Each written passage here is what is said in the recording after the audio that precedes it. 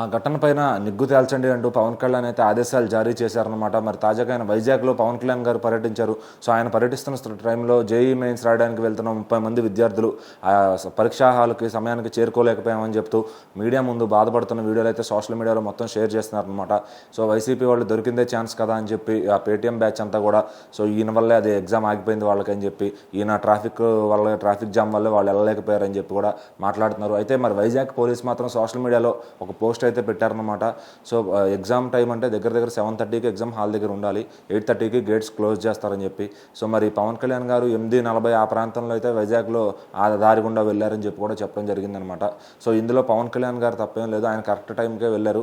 So ఈ ఎగ్జామ్కి టైంకి రాకపోవడం వీళ్ళు తప్పు అని చెప్పి ఆ పోలీసులు అయితే తేల్చి చెప్పేశారనమాట.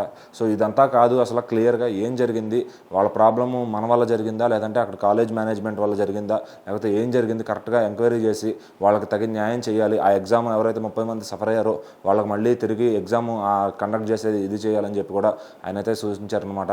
సో మరి కొంతమంది అయితే సోషల్ మీడియాలో పవన్ కళ్యాణ్ గారి ఫ్యాన్స్ మాత్రం జేఈఈ మెయిన్స్ ఎగ్జామ్ నెక్స్ట్ మేలో జరుగుతాయి కదా, సో ఇప్పుడు ఎందుకు వీళ్ళు దానికి ఇదేమన్నా డెమో ఎగ్జామ్ అని చెప్పి కూడా కొంతమంది మాట్లాడుకుంటున్నారు. సో మరి దీనిపైన ఏంటి ఇన్ని రకాల రీజన్స్ చూసి పవన్ కళ్యాణ్ గారు మాత్రం స్ట్రిక్ట్ ఆర్డర్స్ అయితే ఇచ్చారనమాట.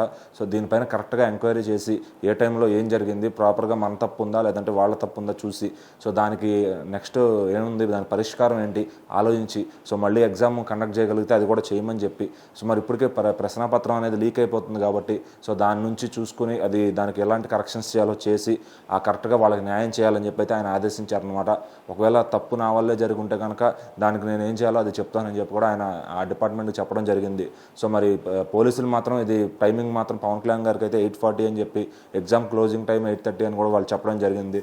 సో దీంతో పవన్ కళ్యాణ్ ఫ్యాన్స్ కూడా వైసీపీ వాళ్ళకి ఎదురు సమాధానం చెప్పగలుగుతున్నారు అనమాట. సో పవన్ కళ్యాణ్ గారు తప్పు లేదు, ఆయన టైంకే కాన్వే అక్కడ నుంచి వెళ్ళింది, ఆయన ఏమీ ఎగ్జామ్ వాళ్ళకి కావాలని వాంటెడ్గా అడ్డుపడలేదని చెప్పి చెప్తున్నారు. సో మరి దీనిపైన అయితే పవన్ కళ్యాణ్ గారు క్లారిటీ తీసుకుని ఆ డిపార్ట్మెంట్ వాళ్ళు ఏదైతే క్లారిటీ ఇస్తారో దాన్నే పవన్ కళ్యాణ్ గారు బయటికి చెప్పనున్నారనమాట. సో మరి చూద్దాం దీంట్లో ఆ పవన్ కళ్యాణ్ గారిది ఏమన్నా తెలిసి తెలియక తప్పు ఉందా లేదంటే ఇందులో ఆయన వాంటెడ్గా తప్పు జరిగిందా అని చెప్పి.